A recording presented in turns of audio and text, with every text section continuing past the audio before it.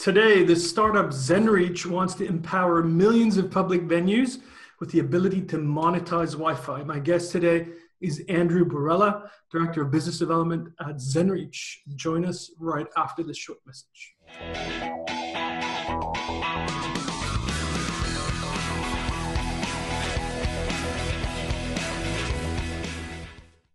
All right, welcome back, everybody. My name is Claus Hetting, and I'm the host of Wi-Fi Now TV. And this, of course, is the interview program that brings you all the great stories and not least all the great people from right across the Wi-Fi industry. And today we'll be diving into a topic that we've covered again and again on this show, and it continues to be one of the big business opportunities out there in the Wi-Fi space, and that's venue Wi-Fi. Specifically, of course, it's all about how to monetize venue Wi-Fi. My guest today is Andrew Borella of Zenreach, a California-based startup going after the venue Wi-Fi market in a big way with their solutions. We'll get to Andrew in just a second, but just before that, a couple of quick announcements. So I want to mention, first of all, that we've got two great new Wi-Fi Now events in the pipeline for this fall. We'll be going to beautiful The Hague in the Netherlands for our Europe event at the end of October this year. And for the first time ever, we'll be taking Wi-Fi Now to Asia, specifically to Bangkok at the end of November. So if you're interested in a role in any of those events, don't delay, get in touch with me now. My email is klaus@wifinowevents.com. And of course, for the events themselves, all the details and the registrations for tickets and so on, you can go to wifinowevents.com. And while you're there, make sure you check out our new Wi-Fi news section. We've been working really hard on getting you all the latest Wi-Fi news and information. So make sure you check that out and also subscribe to our weekly news email. There's a lot of good info there. We've really ramped that up to serve all of you guys and ladies out there. So the final announcement I want to make, we also have the Wi-Fi Now Awards coming up this fall with all of 6 categories, including Best Wi-Fi Startups, Best Service Provider, Best In-Home Wi-Fi Product, Best Innovation, et cetera, et cetera. Go check it out. And if you really want to get recognized for all the great work you're doing, make sure you register for one of those or apply for one of those awards. You can see everything and check everything out at wifinowevents.com/awards. And I hope to really hear from a lot of you out there. We want a lot of folks applying for these. They're fantastic, and it's a great way to showcase your stuff. So my guest today is Andrew Borella, Director of Business Development at Zenreach. And Andrew, welcome to the program, and thanks for coming on. Good to see you again. Yeah, good to see you as well. Thanks for having me. I'm looking forward to it. Good. Andrew, so just before we get into the deeper part of the interview, just give us the quick introduction to Zenreach. Certainly. So Zenreach is a Wi-Fi powered marketing automation and consumer engagement platform for brick and mortar businesses. The idea is for us to empower those businesses to get to know the consumers that are visiting their locations in the physical world, collect some contact information, and ultimately empower them to engage with those consumers in a much more personalized manner automatically. That's all great, but I think the biggest thing that we aim to do is prove that that engagement actually is effective at driving those people back into the business. And so from a ROI perspective, the ability to show a very tangible return on their investment in our platform by tracking how often those people actually come back once they've been engaged with. Mm-hmm. So this venue Wi-Fi space and what you're doing is actually a really big deal because there's millions of venues out there that need Wi-Fi, of course, and need a way of making it work for them.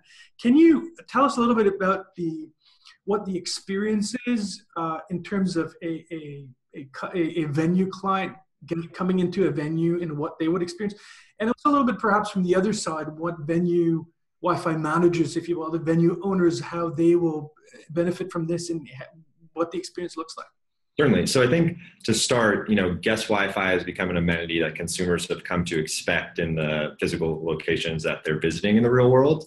And ultimately for the managers of those locations or the managers of those guest Wi-Fi, it's really viewed as a sunk cost. So something that they were just doing to check the box and satiate that customer demand, but they never really viewed it as something that was driving a tremendous amount of business value. And for us, the idea was to kind of flip that conversation on its head and ultimately empower those businesses to make the investment in guest Wi-Fi, but ultimately get something in exchange for that investment. So the experience would be, as a guest, I come into a restaurant or a retailer, I look for guest Wi-Fi, I click on the SSID and I'm hit with a branded captive portal where ultimately I'm asked to provide a piece of contact information in exchange for getting onto the Wi-Fi network. I plug that in one time, I'm allowed to get onto the internet, I can surf all those things. On all subsequent visits, I'm recognized, so I never have to actually authenticate again. So it's a very seamless and easy experience for the consumer itself. Now on the business side, what we're doing is we're actually capturing that information that's been entered into the portal and storing it in a CRM, along with some behavioral data that we're able to capture from the captive portal, from the Wi-Fi network, that enables those businesses to then take that data and engage with the consumers moving forward. So really the idea here is to kind of capitalize on the premise of a direct exchange of value. As a consumer, I'm getting access to the Wi-Fi for free. And as a business, I'm giving away the free Wi-Fi, but I get to collect some consumer data for that. Is it then up to the individual businesses to decide how to use this data at which point they want to engage customers if they return, or I'm thinking here of email blasts or messaging of different. Is that part of the story here, presumably? Certainly. So like a big part of our platform is we focus on more of the marketing components of what you can do with guest Wi-Fi, whereas there's a lot of companies that have focused on how you can use the analytics and try to understand behavior. Our goal is ultimately to power engagement and actionability. And so within our platform, we would recommend that our merchants set up what we call smart messages, which are automated emails that get delivered based upon each unique visitor's visit behavior. So you can set those up and kind of create parameters where a new customer, after they've come in and logged on for their first time, when they get home that evening, they're hit with a, thanks for coming in. We really appreciate your business. Hope to see you again soon. Maybe if that person hasn't been in the business in 30 days, they'll get a lost customer message that's automatically generated and says, hey, we miss you. We haven't seen you in a while. Come on in for a free pint. And there's a coupon that they can redeem. The idea here is that as a business owner, you don't have to spend a tremendous amount of time thinking about what the marketing messages are going to be. You set up these triggers and they automatically get sent as people interact with the business over the course of time. And how are you finding the buy-in from the market on that? Because precisely as you said, a lot of what we've heard over the past maybe at least 3-4 years on these types of Wi-Fi solutions has been analytics, right? So your approach is quite different, but how are folks responding to that? They're responding well. So analytics themselves are interesting, but in many cases, it's hard to take action on them, right? So data for the sake of having data is not really powerful. Data that enables you to actually take an action that drives people in and can show a tangible result as the outcome is very important. So the marketing components of what we've built have enabled us to actually show our businesses, hey, not only did you collect all this information, and not only can we analyze this information, but we can take action that drives revenue. Very good. So maybe at this point is a good time to ask you about a success story from your side. I know you already have obviously multiple clients, some of them large franchises and so forth. Do you want to take us through one of those perhaps? Yeah, certainly. So I think an interesting one that we work with would be the Los Angeles Angels, the baseball team in the US here. And ultimately, they had invested in Wi-Fi across their stadium. I think they have almost 500 access points, so really large deployment. And for them, the guest Wi-Fi was, again, just checking that box and kind of meeting that requirement, but they weren't really getting anything on the heels of that investment. And so with us, they were able to do a couple of things. They launched a captive portal, obviously, which enabled them to collect some information from the people that are visiting their locations. It's interesting. A lot of the sports teams in the US, they actually don't know who's showing up to their games. People will buy the tickets, but they're reselling them on the secondary market. There are all these third-party vendors that are selling them. And so they lose visibility into these people that come into the location. So the captive portal itself, one, helped them collect customer information so that they could market to those individuals that they know have actually been to the stadium before. The second thing that they were able to do was start to get a better sense of who those people were from a demographic perspective. And so these stadiums want to understand, what is the demo that's coming into my location and how should I be using my digital marketing spend to more effectively target those demographics. And with our platform, you not only collect the customer information like their email, you also get their visit history, but we also go off and fetch all this demographic information like their name, age, gender, and location, which you can then use to kind of empower different targeting.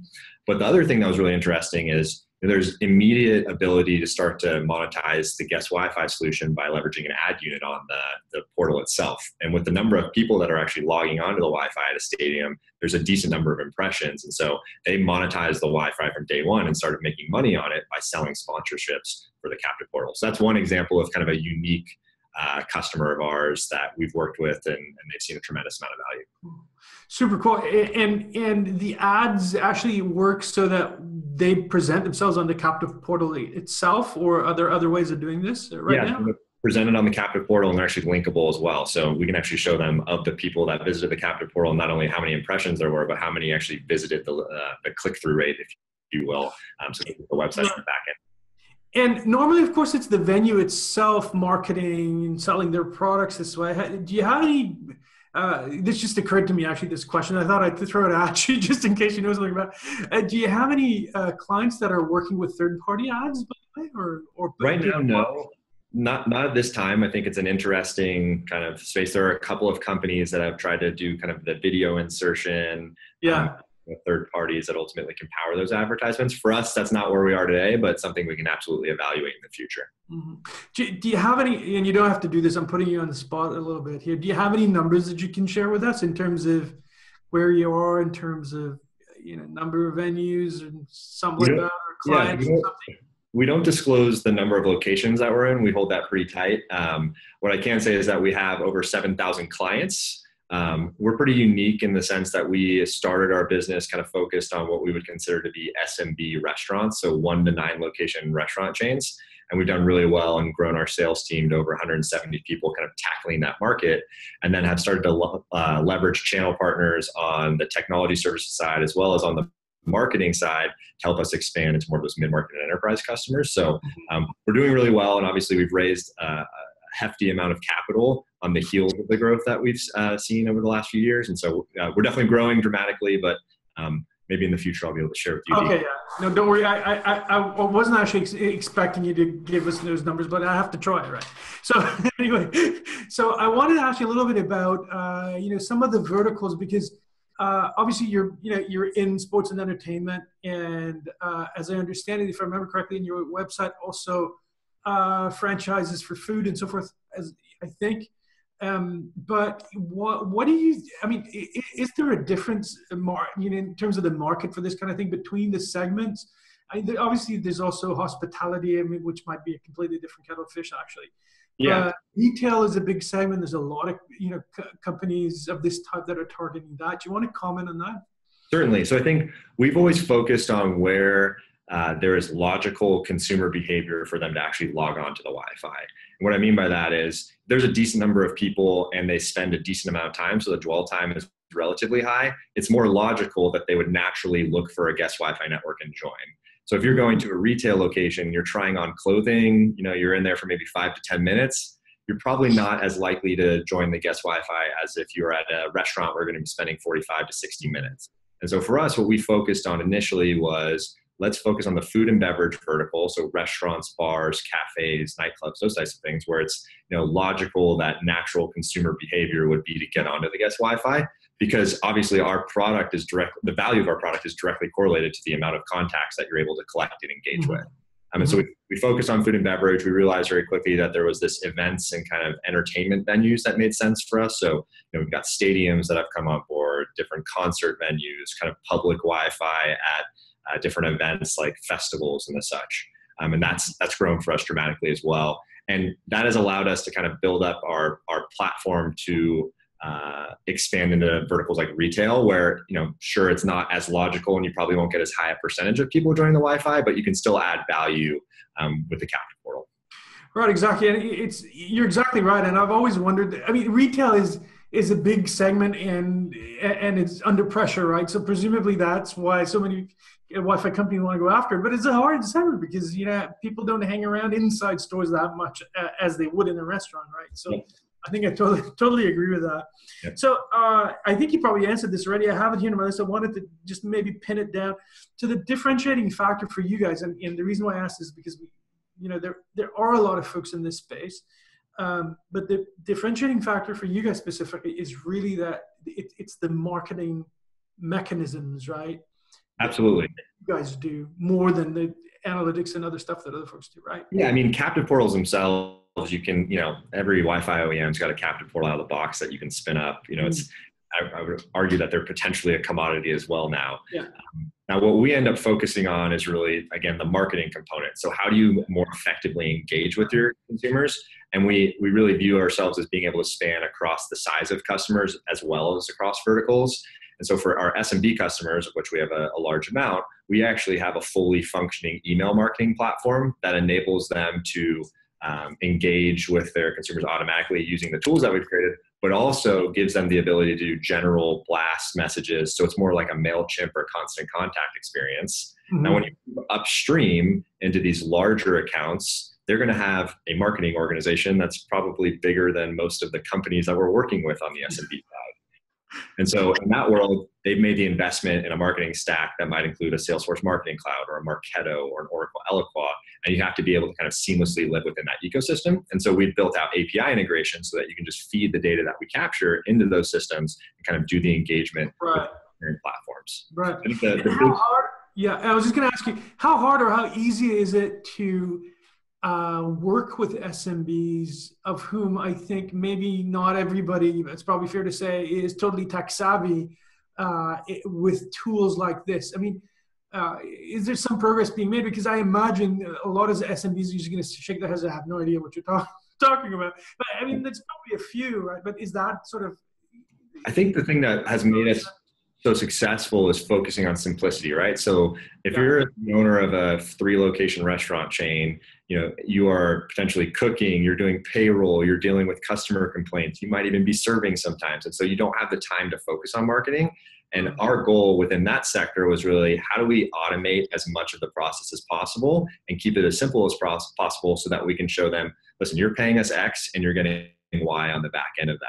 And so the automated collection via the captive portal, the automated messages that are delivered via the visit behavior, and the ability to show them, hey, we sent 100 messages and 40 of the people that received that message came walking back in your door within 7 days and spent $20 each. Like, there's a real value there. And in that sense, we've been able to capitalize on, show real value to an SMB and keep it simple, and they'll be happy. I mean, they don't have to be extremely technically savvy, because at the end of the day, our product is built to be simple and effective and actionable.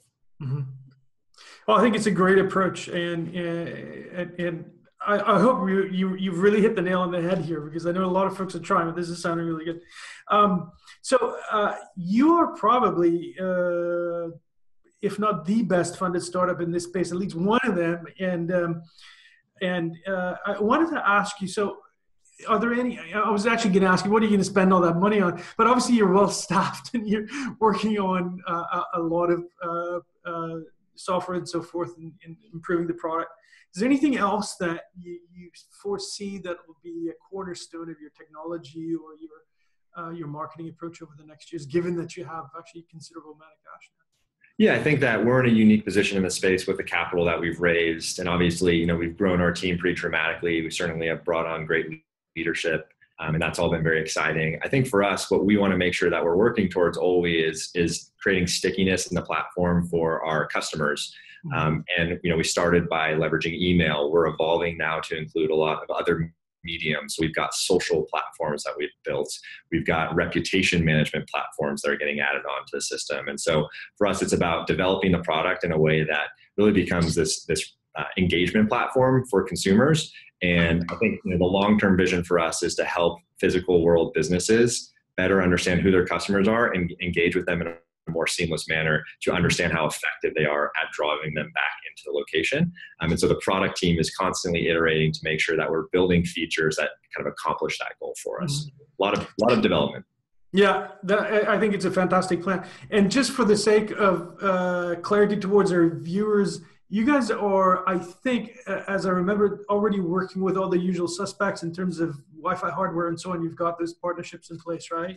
Exactly. So, our goal and kind of our perspective on this is the IT organization at the businesses that ultimately we're going to contract with are going to make the decisions on the hardware that makes the most sense for their particular business cases. And we just want to be able to live within that ecosystem. So yeah, the usual suspects, I think the majority of the players in this thing have partnered with your cloud-based guys, your controller-based guys. And as there are customers who say we need, this particular vendor, we'll go out and build those integrations. Yeah.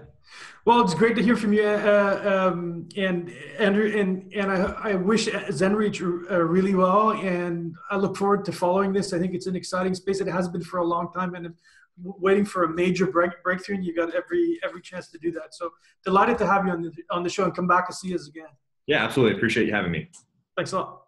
Cheers. All right, everybody, that's it for this week's show. Thanks to Andrew from Zenreach for joining us. On our next program, I will be speaking to a mobile and Wi-Fi convergence and connectivity app company, Speedify, about how to bring mobile and Wi-Fi services together gaplessly. So that's it for now. Tune in again next time, and thank you for watching. Wi-Fi Now is a production of RCR TV News. To suggest a show topic or to learn more about Wi-Fi Now events, you can reach Claus Hetting at klaus@hettingconsulting.com. To find out more about Wi-Fi Now and all things wireless, visit rcrwireless.com.